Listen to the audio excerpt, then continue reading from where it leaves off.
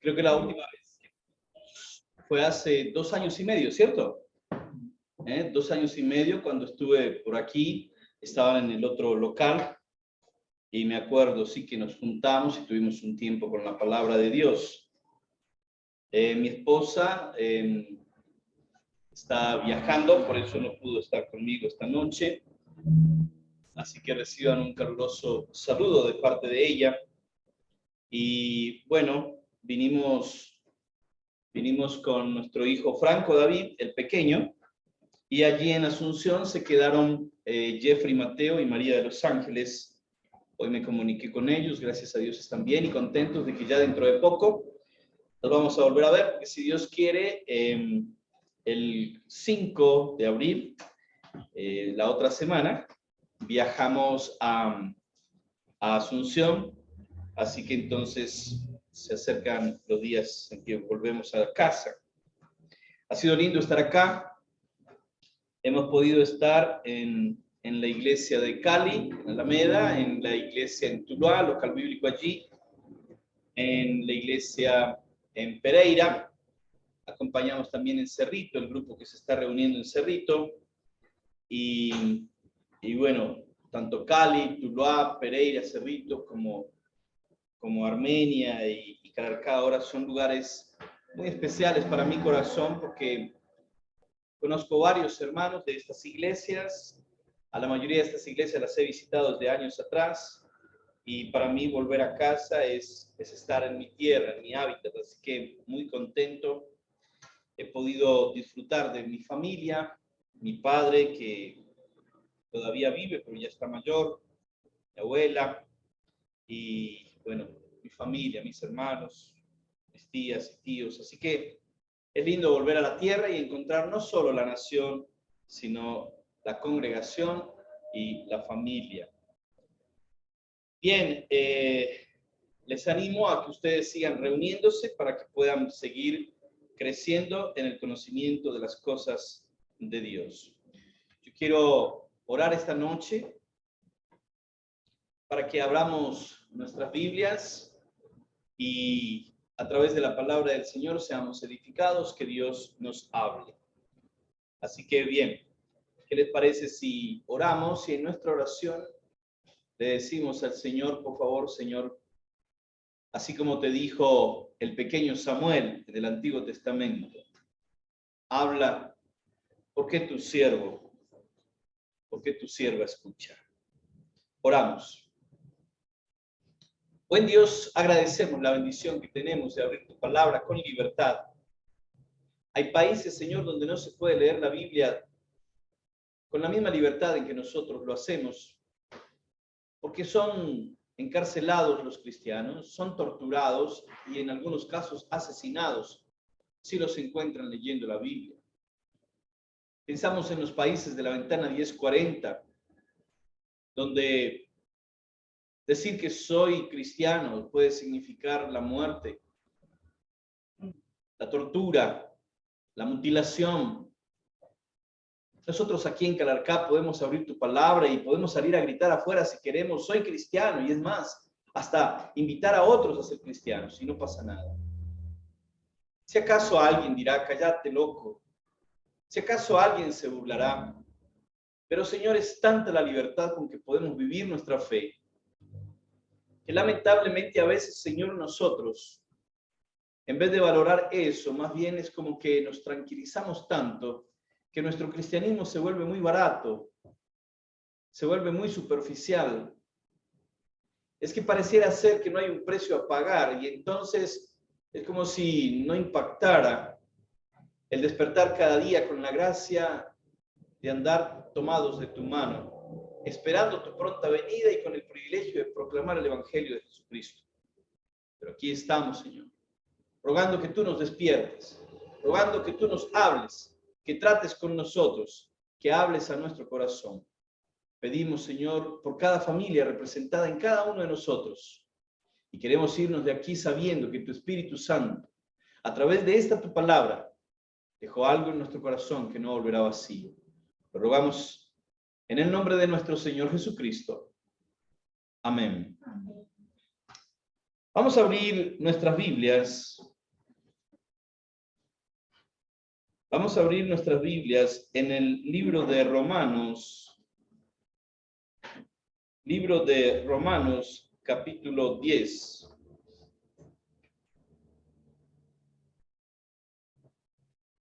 La carta que el apóstol Pablo escribe a los romanos, capítulo 10.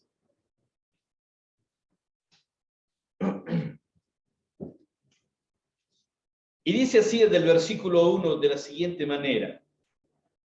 Hermanos, ciertamente el anhelo de mi corazón y mi oración a Dios por Israel es para, ¿qué cosa? Atención, es para salvación. La oración del apóstol Pablo y el anhelo de su corazón estaba fijado en la salvación del pueblo de Dios. Dice, porque yo les doy testimonio de que tienen celo de Dios, pero no de acuerdo a lo que dice la ciencia, pues ignorando la justicia de Dios y procurando establecer la suya propia, su propia justicia, los hombres no se han sujetado a la justicia de Dios. Porque el propósito de la ley, ¿cuál es? Fuerte. Cristo es el propósito de la ley. O sea, el propósito de la ley no es llevarnos a mirar a alguien que no sea Cristo. Cristo es el propósito por el cual recibimos instrucciones, leyes de Dios. Esto para justicia a todo aquel que cree, o sea, para que a través de Cristo el que crea sea justificado. Eso es lo que quiere decir el versículo 4. Si alguien cree en Cristo, recibirá justificación. Y la ley lo quiere direccionar hacia esa justificación a través de Cristo. Versículo 5. Porque de la justicia que es por la ley, Moisés escribe lo siguiente. El hombre que haga estas cosas vivirá por ellas. ¿Qué cosas? Las cosas que la ley de Moisés mostró. Pero la justicia que es por la fe dice así, no digas en tu corazón, ay, ¿quién podrá ir al cielo? Esto es para traer abajo a Cristo. ¿Quién descenderá al precipicio, al abismo? Esto es para hacer subir a Cristo de entre los muertos. Pero, a ver, yo les pregunto, dice Pablo, ¿qué es lo que en realidad está diciendo? Cerca de ti está la palabra. Esta es en tu boca y en tu corazón. Y esta es la palabra de fe que predicamos. ¿Cuál? Ayúdenme, versículo 9. ¿Todos? Que si confesares con tu boca que Jesús es el Señor y creyeres en tu corazón que Dios le levantó de los muertos, serás salvo. ¿Por qué? ¿Por qué serás salvo si confiesas con tu boca que Jesús es el amo y Señor? ¿Por qué serás salvo si crees en tu corazón que Jesucristo murió y no se quedó muerto, sino que resucitó? ¿Por qué serás salvo? Versículo 10 tiene la respuesta. Alguien que lo lea, por favor. Porque con el corazón se cree para justicia, pero con la boca se confiesa para salvación. Porque con el corazón se cree para ser justificado. Porque hay que creer con el corazón, porque la salvación es por fe. Una fe que sale desde el caracú, como dicen en guaraní, desde la médula, desde el interior, desde lo más profundo de mi ser, desde mi corazón. Pero con la boca es que uno profesa o confiesa la fe en Cristo para salvación. Versículo 11. Pues la Escritura dice, todo aquel que creyere no será avergonzado, o sea, no irá a condenación. Dios no le rechazará. Porque no hay diferencia entre judío y griego, pues el mismo que es Señor de todos es rico para con todos los que le invocan. Atención. Dios no hace acepción de personas. Todo aquel que le invoque será escuchado por el Señor porque Él no hace, ¿qué cosa? Acepción. O sea, Él no selecciona para decir esto sí, esto no. Esto sí, esto no. Este tiene plata, a este lo voy a dejar entrar al cielo. Este es un pobretón que ni siquiera puede llevar ofrenda a la iglesia. Este no. Este se queda acá. No. Este es lindo, este es feo. No, a los feos no los llevo al cielo, solo a los lindos. No, Dios no hace eso jamás.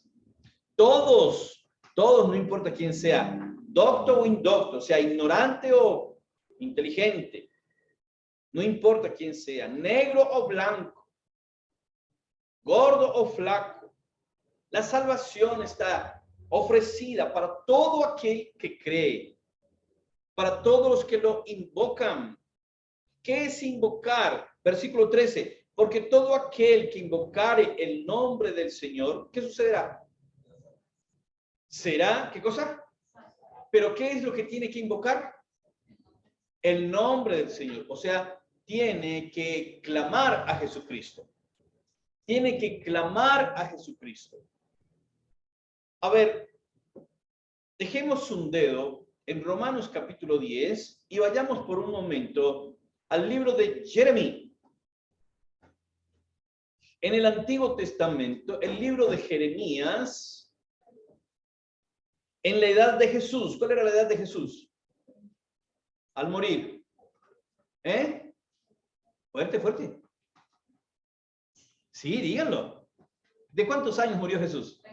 33. Sí, no tengas vergüenza, dilo. Él murió a los 33. Pues bien, vamos a Jeremías 33. Por eso les dije Jeremías en la edad de Jesús. En la edad en que Jesús muere. Capítulo 33. Capítulo 33 de Jeremías.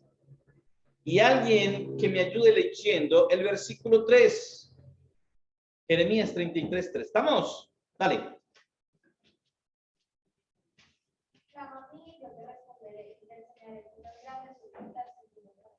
Gracias.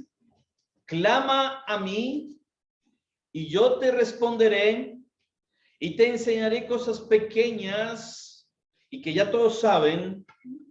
¿No? Perdón. ¿Cómo era entonces? Cosas grandes y escondidas a los ojos de los hombres y aún a los tuyos, Jeremías, le dice el Señor. Pero Jeremías, yo te voy a revelar o te voy a mostrar esas cosas grandes y escondidas si tú haces una sola cosa. ¿Cuál? Clamar.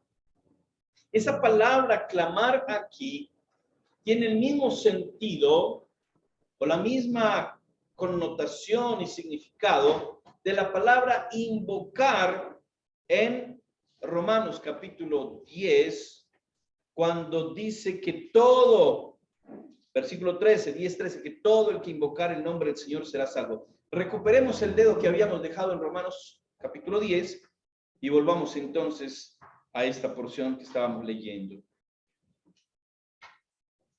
Todo el que invocare el nombre del Señor será salvo. Esta palabra invocar tiene que ver también con la invocación que hizo el pueblo de Israel en el capítulo 3 de Segunda de Moisés. Vamos a Segunda de Moisés. ¿Saben cuál es Segunda de Moisés, no? ¿Cuál? ¿No saben cuál es Segunda de Moisés? Moisés escribió ¿cuántos libros? 5. Es conocido como el Pentateuco. ¿Y cuál es el segundo libro de los 5 que escribió? Éxodo. Entonces, Segunda de Moisés es Éxodo. ¿Sí o no? ¿Cuál es primera de Moisés? Génesis. ¿Y quinta de Moisés? Deuteronomio es el quinto. Y entonces, cuando un predicador de esos raros y locos como yo venga y les diga, vamos a Segunda de Moisés, ustedes dicen Éxodo. Bueno, capítulo 3 del libro de Éxodo. Capítulo 3. Y miren lo que dice la escritura del Señor cuando está hablando con un hombre llamado, cuando Dios está hablando con un hombre llamado Moisés. ¿Alguien recuerda lo que sigue Moisés? ¿Lo que significa Moisés? Rescatado de las aguas. Eso significa. Capítulo 3, versículo 7, dice así. Dijo luego Jehová, bien he visto, ¿qué cosa? Otra vez todos. La Aflicción. ¿De quién? ¿Que está dónde? ¿Qué estaban haciendo allá? Eran esclavos del faraón, de los egipcios. Dice, y he oído, ¿qué cosa? Su clamor a causa de sus exactores. Esa palabra exactores, ¿qué significa? ¿Será que significa que eran muy exactos? ¿Exactores? No. ¿Qué puede significar exactores? De sus verdugos, de sus opresores, de sus esclavizadores,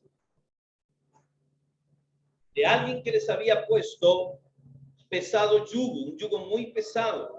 Y dice, yo he oído la aflicción de mi pueblo que está en Egipto y he oído su clamor a causa de sus verdugos, pues he conocido sus angustias. Versículo 8. Alguien que lo lea, por favor, el 8. Y he descendido para librarlos de mano de los egipcios y sacarlos de aquella tierra a una tierra buena y ancha, a tierra que fluye leche y miel, a los lugares del cananeo, del eteo, del amorreo, del fereceo, del heveo y del jebuseo. Gracias, hermano.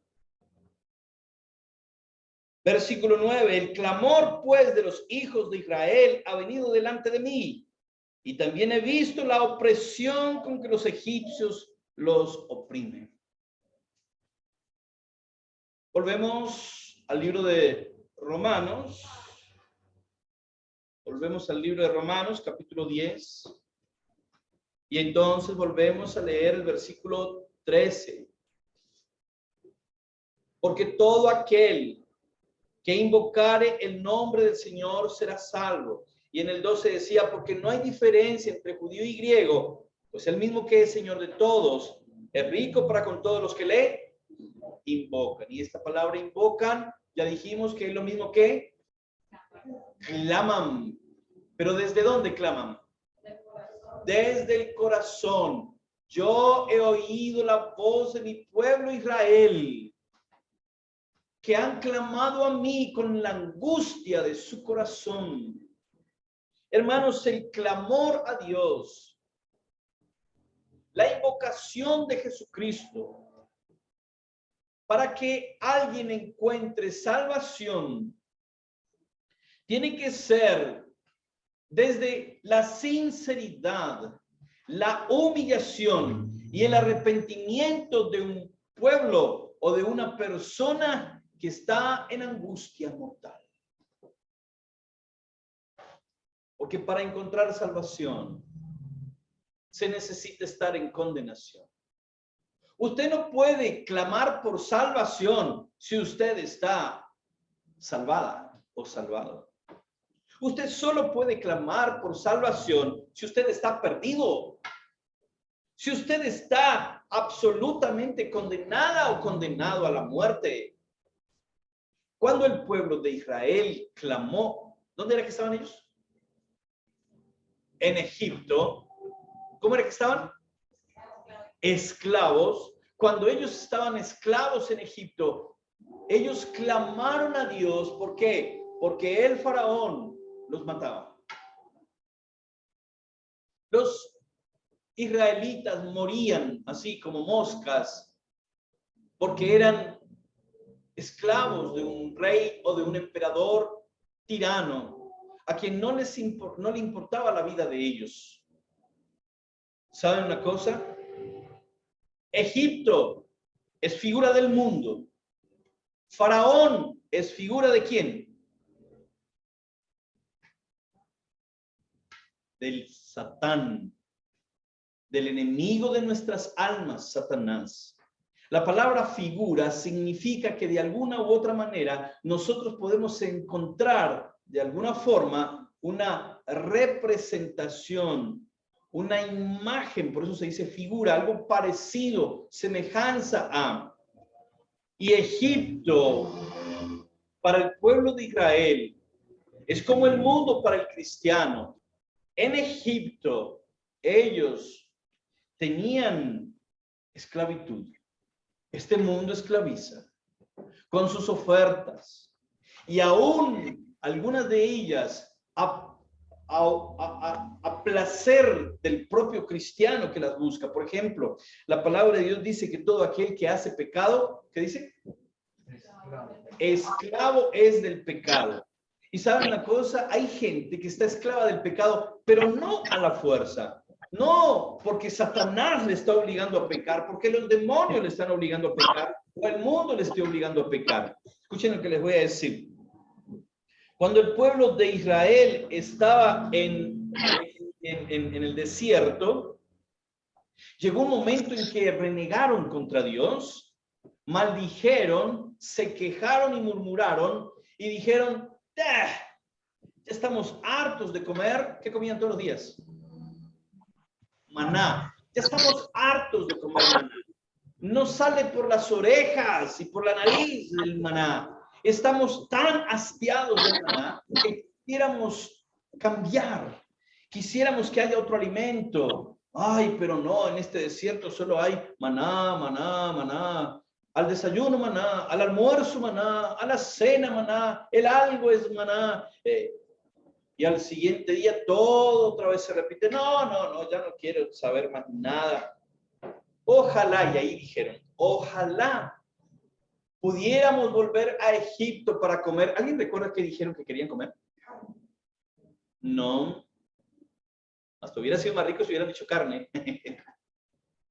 Para comer los ajos y las cebollas de Egipto. Preferimos los ajos, aunque nos dé mal aliento, aunque nos hinche la barriga. Preferimos las cebollas, aunque nos hagan llorar y aunque nos piquen la lengua. Pero no este maná que ya nos tiene asqueados hasta aquí. Querían volver a Egipto voluntariamente. Les atraía lo que ofrecía Egipto, aún si allí estaban en condición de esclavos. Qué triste para nosotros los cristianos anhelar las cosas de este mundo. Te invito a una fiesta. Ay, no, no, es que no puedo ir. Ve, ¿y eso por qué? No, pues no es que yo estoy yendo a una iglesia, es como, usted no sabe que yo me hice cristiana o cristiano. Ve, no, no sabía así. No, es como ahí no se baila, no se fuma, no hay todo más cohibido, pero no, pero estoy bien, bien, sí, yo he cambiado mucho, sí, pero no, pero, ay, no, pues otro día, en otra oportunidad tal vez es que sí, pues como le digo, yo me volví cristiana. Y pareciera ser que es una tristeza y una pena no poder comer los ajos y cebollas que antes yo comía en Egipto. Ay, no, pues como yo ya no fumo, ay, cómo me gustaría una pipiadita con este frío, ¿cierto? No, pero bueno, no, pues como yo ya no fumo, porque, ay, ¿qué voy a hacer? Ay, no, mejor quite la tentación, apague porque ahí me está tentando. ¿En serio? Ay, no, a mí sí me encantaría mucho, pues, viste que yo antes cuando era más joven, yo participaba de ciertas cosas, pero no, pues ahora no puedo porque, ay, yo tengo ministerio en la iglesia y ayudo con los niños, o me toca participar de tal o cual servicio o ministerio, entonces no se llegan a dar cuenta, ay, no, a mí me disciplinan porque lo disciplinan a uno, sí, y entonces no, pues no puedo porque, espera un momentito. Lo que yo estoy oyendo es que usted no va a comer las cebollas y los ajos de Egipto otra vez solamente porque tiene miedo de que Moisés se enoje. El pastor de la iglesia, el líder, el anciano, quien quiera que sea, o los hermanos que lo miren y digan, oh, mira lo que está haciendo la hermanita fulana, qué carnal. ¿Es por eso que no lo hace? ¿O usted no lo hace porque usted ya no es una esclava o un esclavo de Egipto? Porque usted ya no es una esclava o un esclavo de Faraón. Porque no importa que sea maná todos los días, pero es el que baja del cielo, de la mano de Dios y no de la mano del hombre. Es cierto que la vida cristiana no es fácil. No es nada sencillo estar en este mundo y vivir aquí nuestra vida cristiana, porque no es nada sencillo. Hay tentaciones. Hay propuestas que seducen. Hay gente que que sinceramente nos lastima, nos hace daño, que saben que somos cristianos y es como que o pone la cascarita para que caigamos o nos hace la vida imposible porque no caemos. Sí, no es fácil ser cristiano, pero no es preferible comer el maná de la dificultad en el desierto de la vida cristiana, porque es obvio que todavía no estamos en el paraíso, en el jardín de la mansión celestial. ¿No es preferible eso antes que volver a la condición de esclavos, de dominados por Egipto y por su emperador maldito, en nuestro caso, si lo queremos ver como esa figura de Satán? ¿No es preferible tener dificultades como cristiano que estar en el mundo pasándola bien, pero sin Cristo?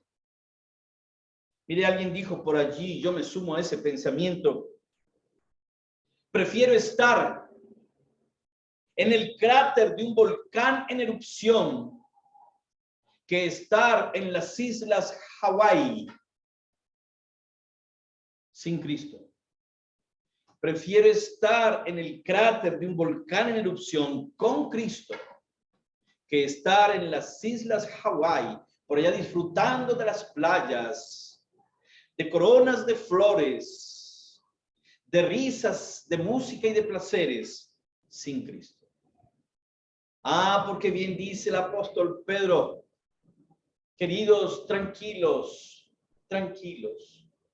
No se asusten por la prueba de fuego que ahora por un poco de tiempo ustedes experimentan, pues ya vendrá el tiempo de gloria que nosotros experimentaremos con Cristo Jesús. Y dice la Escritura, tengo por cierto que las aflicciones del tiempo presente no son comparables con la gloria venidera que en el Señor han de manifestarse. El que invocare el nombre del Señor será salvo. Esos hombres y mujeres del pueblo de Israel, esos jóvenes y niños, clamaron a Dios, Dios, ¿hasta cuándo? ¿Hasta cuándo el verdugo tirano nos azotará la espalda? Nos hará sangrar, nos menospreciará y nos humillará. ¿Hasta cuándo nos seguirá matando? Dios, ten misericordia. Y el Señor dice, he oído el clamor de mi pueblo. He oído la voz angustiosa de aquellos que confían en mí, que claman por liberación. Y es allí cuando Dios envía un libertador llamado Moisés. Es allí cuando Dios envía plagas, 10 plagas, que pudieran obligar al faraón a reconocer que con Dios no se juega y que si Dios estaba pidiendo la liberación de ese pueblo, no había forma de negarse. ¿Por qué? Porque Dios dice, he descendido ¿para qué dijo? Miremoslo, a ver, otra vez, para que no digan que fui yo el que lo dijo, que sea la palabra. Éxodo capítulo 3. Segunda de Moisés, capítulo 3, mírenlo. ¿Para qué?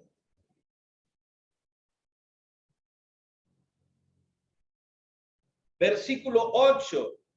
¿Qué dice la primera parte? El 7. Y dijo luego Jehová Dios, bien he visto la aflicción de mi pueblo, 3:7, que está en Egipto, y he oído su clamor, su invocación, su angustia, a causa de sus verdugos, pues he conocido sus angustias, y he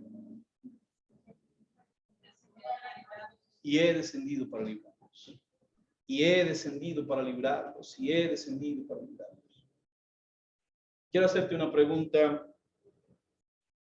¿Crees tú que el Señor escucha tu clamor en medio de la aflicción, en medio de la angustia, en medio del dolor, en medio de las lágrimas, cuando a veces en la noche oscura no puedes conciliar el sueño y nadie sabe, nadie se da cuenta que son las 2, 3 de la mañana, 4 de la mañana y tú estás preocupada, preocupado, angustiada, angustiado, con lágrimas en los ojos, con temor, con dudas, con ansiedad, a veces con depresión, o que pareciera ser que en medio de la noche oscura un abismo te traga, pero en medio de ello sacas fuerza de donde no tienes, Recurres a la verdadera fe que hay dentro de tu ser y dices, oh Dios, ayúdame. Ayúdame porque no puedo más. Ayúdame porque no aguanto. Ayúdame porque desmaya mi alma. Tanto que aún a pesar de ser cristiana, aún a pesar de ser cristiano, muchas veces hasta te vino a la cabeza el pensamiento de, ¿y por qué mejor no me duermo un día de estos y nunca más vuelvo a despertar? ¿Por qué Dios no me llama de una vez a su presencia y me voy de esta tierra? Porque no aguanto más esta angustia en mi corazón, o este dolor, esta situación insostenible con esta persona que me hace sufrir, o que me hace llorar, o que me hace rabiar. ¿Por qué Dios no se acuerda de mí, me saca de este pantano? Y pareciera ser que la angustia se apoderó de tu corazón. Pero déjame decirte, el Señor dice, yo he oído la aflicción de mi pueblo. Yo he oído la aflicción de aquel que está preso en sus problemas. Nosotros leímos Jeremías, ¿qué capítulo? 33. ¿Qué versículo? 3. Pero sabes una cosa, si hubiéramos leído desde el versículo 1, nos daríamos cuenta por qué Jeremías estaba en angustia. Y es que dice desde el versículo 1 que Jeremías estaba en una condición muy difícil. ¿Alguien sabe cuál era? Preso, muy bien. Jeremías estaba en la cárcel. Estaba preso y allá en el patio de la cárcel, la voz de Dios le habló y le dijo, Jeremías, aunque estés preso, aunque estés encerrado, aunque los barrotes duros, oxidados y fríos de esta cárcel en la que estás injustamente, porque Jeremías estaba allí injustamente, era un temeroso de Dios, era un profeta, era un hombre de Jehová, pero estaba siendo injustamente condenado. Y Dios le dice, en medio de este tiempo difícil en tu vida, Jeremías, en la cárcel, preso, impedido de tu libertad, yo te digo, clama a mí, clama a mí, clama a mí. No vayas donde el abogado, no vayas donde el pastor en primer lugar, no vayas donde tu mamá o tu papá o tu cónyuge, tu marido o tu mujer, no vayas donde ningún hombre. El Señor no dijo, ve donde éste y clama a él. El Señor dijo, clama, ¿a quién? A mí. Otra vez, ¿a quién? A mí. Cuando Dios le llamó a Moisés para que rescatara al pueblo de Israel, le dijo, yo he oído el clamor de los hijos de Israel que han hecho a mí en medio de su angustia. El pueblo de Israel no clamó por Moisés. El pueblo de Israel no clamó por un rey israelita. De hecho, en esa época ni tenían rey en Israel. El pueblo de Israel no clamó por un sacerdote que era Aarón. El pueblo de Israel clamó por Jehová. ¿A quién clamas tú cuando estás en angustia? ¿A quién clamas tú cuando todo pareciera ser perdido? Como dicen por allí, cuando las papas queman. Cuando estás en una encrucijada, en un laberinto, ¿a quién clamas? Porque hay gente que lo primero que hace es buscar un hombre. Ay, mire, yo vengo de usted porque tengo un problema y necesito que me aconseje y que me ayude. Yo tengo mucha gente que me escribe, porque yo atiendo personas en consultorio, y hay gente que le da mi número a personas con problemas. Algunos conocen al Señor, otros no. Muchos no creyentes van al consultorio. Y mucha de esa gente viene a mí esperando que yo les dé solución a sus problemas. No tienen ni idea, ni el más mínimo pensamiento de ir a Dios y decirle, Dios, vengo a buscar tu ayuda. Si tú quieres usar a Alfonso, o a un líder de iglesia, cualquiera que sea, o a un abogado, o a una persona con capacidad de ayuda para mí, úsale, pero yo vengo a ti en primer lugar. Que los hombres sean instrumentos tuyos, herramientas tuyas, pero que los hombres no sean el objeto de mi clamor. Que nadie como tú, Señor, para salvarme. Por eso en el libro de Romanos, capítulo 10, dice, porque todo aquel que invocar el nombre del Señor será salvo. salvo.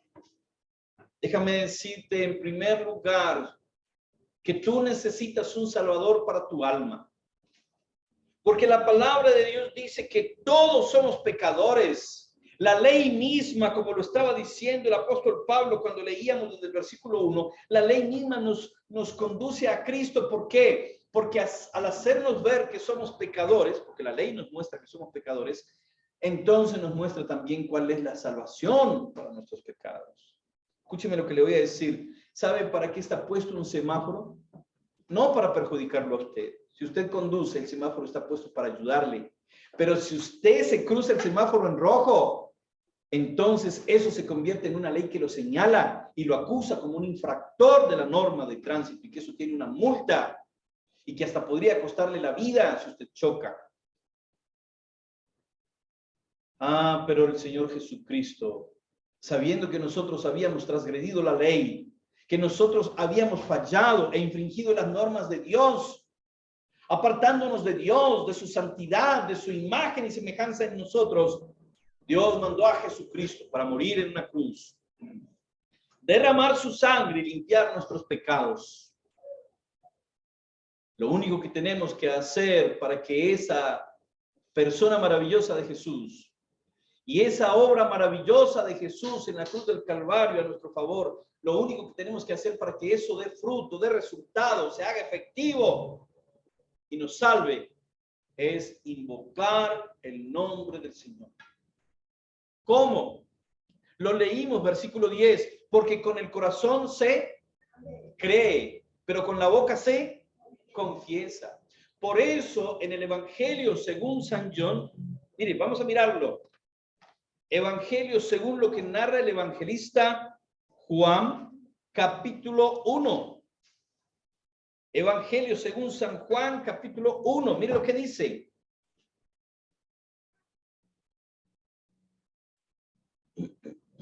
Versículo 11 y 2.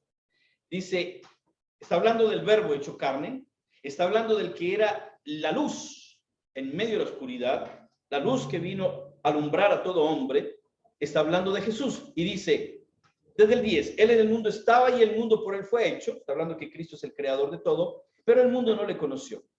Pues ese Salvador, ese verbo, esa luz, ese creador vino al mundo a un pueblo que era suyo, porque él nació de un pueblo judío, entonces vino a los judíos, a los israelitas, y los israelitas o los judíos no le recibieron. A eso se refiere cuando dice a lo suyo vino, a su pueblo, a Israel.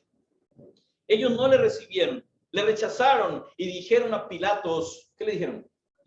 Crucifícale, crucifícale y suéltanos a Barrabás. Preferimos a Barrabás. Estamos más seguros con el violador, con el asesino de Barrabás en las calles donde juegan nuestros hijos que con Jesús. A ese crucifícalo. Wow.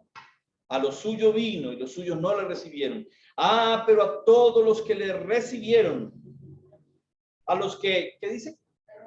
Creen en su nombre, les dio poder o permiso o derecho. ¿De qué cosa? De ser hechos. Eso quiere decir que no habían sido hijos de Dios, que no habían nacido de nuevo y que por lo tanto eran hijos del diablo y estaban condenados al infierno. Y recién cuando invocaron el nombre del Señor, porque creyeron en Él y lo recibieron, recién allí pudieron ser salvos. Si usted ha encontrado a Jesucristo como su Salvador, es porque usted un día estaba en angustia. Es porque usted un día estaba en oprobio como el pueblo de Israel en Egipto. Es porque usted un día estaba perdido, condenados al infierno. Así estábamos. Es porque usted un día era hijo del diablo. Y usted tuvo que haber entendido que su alma estaba perdida por los siglos de los siglos en el infierno, que es la muerte segunda, donde será el lloro y el crujir de dientes, y donde la más densa oscuridad será una expectación terrible de juicio. Sí, si usted encontró a Cristo como su Salvador, es porque usted en medio de esa angustia clamó a Él y le dijo, ayúdame. ¿Sabes? Hay dos formas de invocar a Dios. O para la salvación de nuestra alma, o para la plenitud de nuestra vida. Porque el Señor Jesucristo dijo que Él había venido a darnos dos tipos de vida, la vida eterna y la vida en abundancia. Y la vida eterna es para aquel que está muerto eternamente. Pero la vida en abundancia es para aquel que nace de nuevo y empieza a vivir desde acá la vida eterna en Cristo Jesús, donde hay abundancia. ¿Por qué hay abundancia en Cristo? Porque Jesucristo dijo, yo soy el alfa y la... ¿Qué es el alfa? Sí, pero alfa, ¿qué es alfa? Es la primera letra, ¿de qué? Del alfabeto griego. Del abecedario de los griegos. Hay un idioma, así como el inglés, como el castellano, hay un idioma griego. Los griegos hablan en griego, ¿sabían? Allá en Grecia. Y en la época de los apóstoles y el Señor y toda esa época, se hablaba en griego.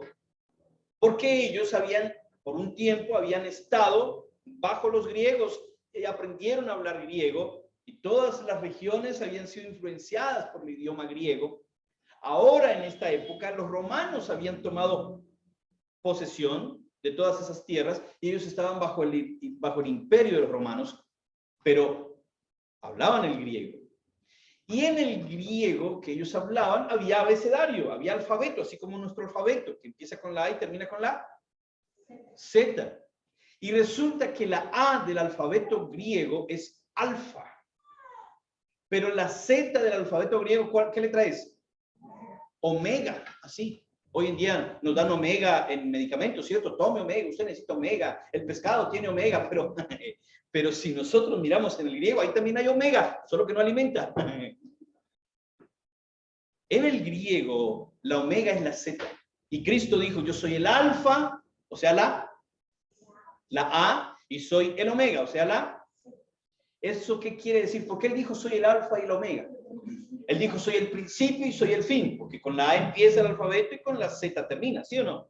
Pero ¿sabe qué quiso decir en medio de ello? Quiso decir, entre la A y la Z está todo. Están todas las demás letras.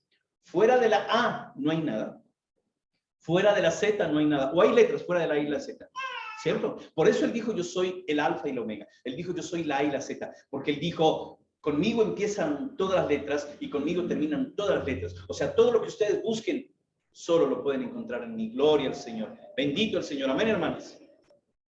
Gloria al Señor, que todo lo tenemos en Él. Queridos hermanos y hermanas, escúchenme lo que les voy a decir. No podemos olvidar que quien encuentra a Cristo lo tiene todo. Quien pierde a Cristo no tiene nada. Porque si tengo a Cristo, lo tengo todo. Si no tengo a Cristo, no tengo nada. ¿Qué tengo si no tengo a Cristo? Si en Él está todo lo que necesito. Es por esa razón que la vida abundante está en Cristo, porque en Él hay abundancia, en Él está todo. Hay un grupo cristiano que canta música muy lindo, se llama Un Corazón. Y ese grupo cristiano tiene una canción que me estremece cada vez que la escucho y se llama Jesucristo basta. Jesucristo basta. Cuando escucho esa canción, mi corazón se conmueve porque vuelvo otra vez a la convicción de que no importa qué suceda a mi alrededor, con Jesucristo me basta.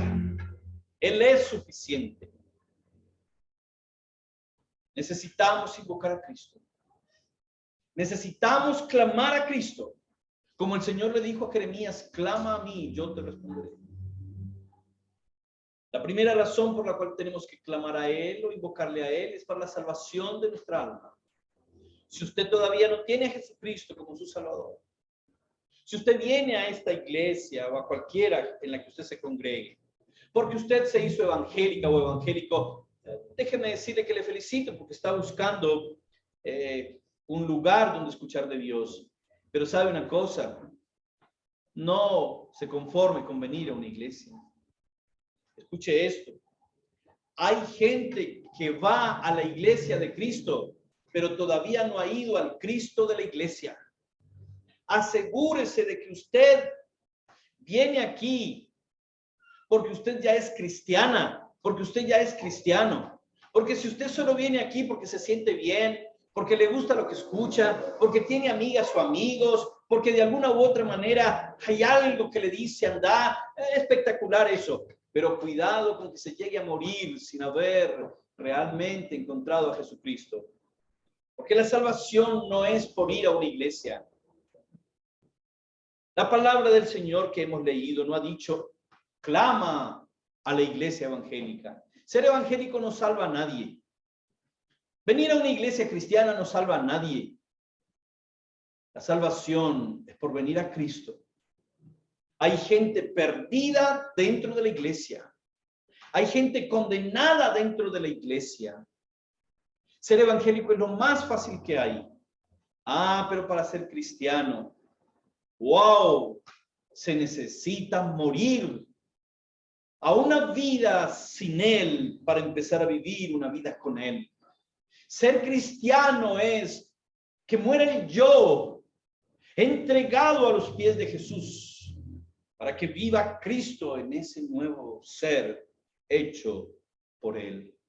Usted necesita recibir a Jesucristo, invocar su nombre para ser salvo. ¿Y cómo lo invoco? Cuando usted reconoce que Jesucristo es el único que le puede salvar. Pero para que usted reconozca que Jesucristo es el único que le puede salvar, usted primero tiene que reconocer que usted está perdido al infierno. Yo le pregunté una vez a una persona evangélica. Le dije, cuénteme una cosa, si usted muriera hoy, ¿a dónde iría? Me dijo, al cielo. Y le dije, ¿en serio? Cuénteme, ¿y por qué usted iría al cielo? Me dice, porque yo voy a la iglesia y porque yo amo mucho a Dios y yo le sirvo y yo en la iglesia yo no falto y yo me porto bien. Le dije, mira vos.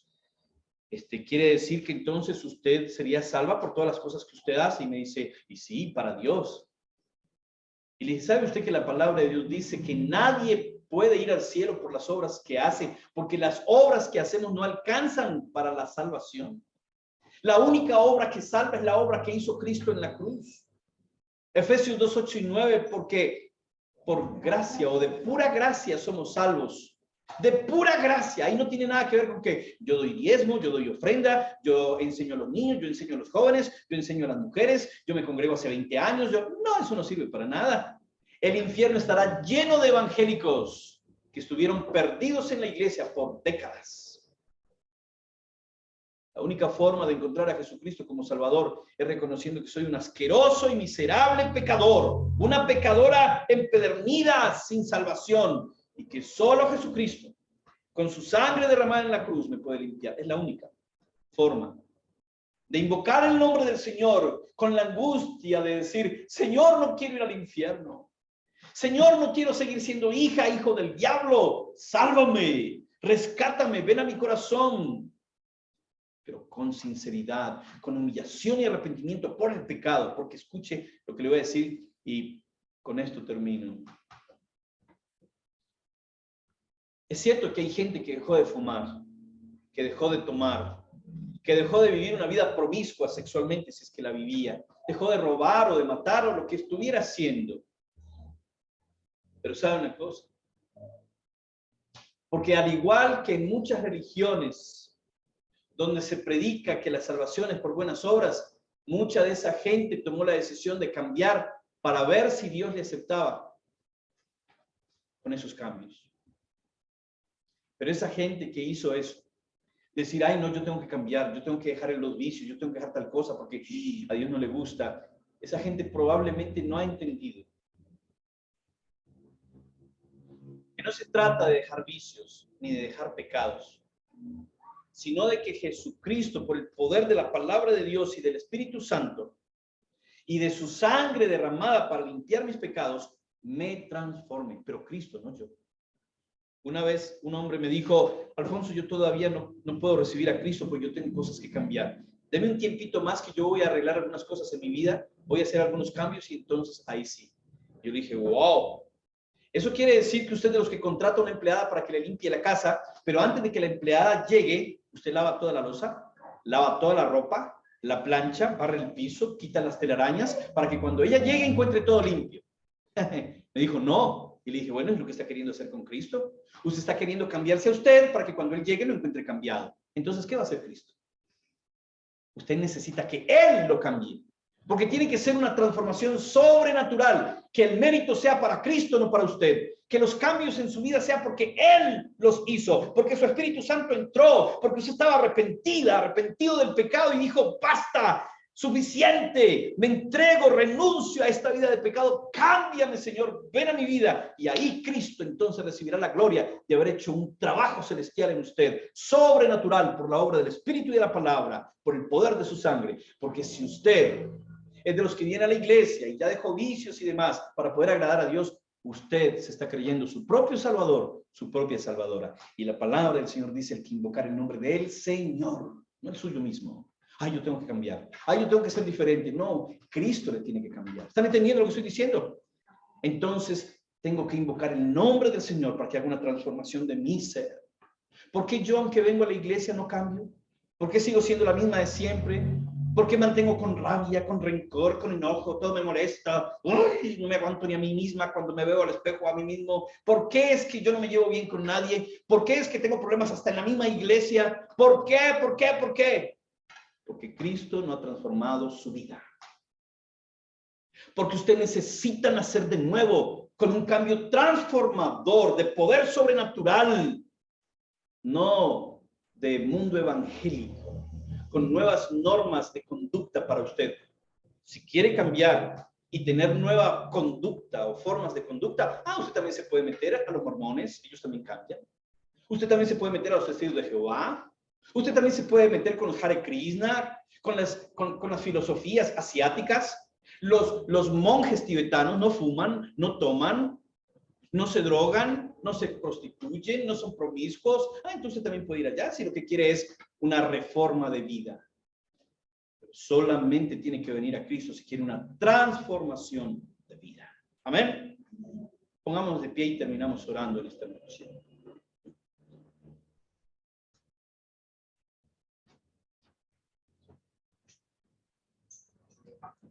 Cierre sus ojos allí donde está y junto conmigo haga una oración como la que hicimos al principio, donde dijimos: Dios, háblame.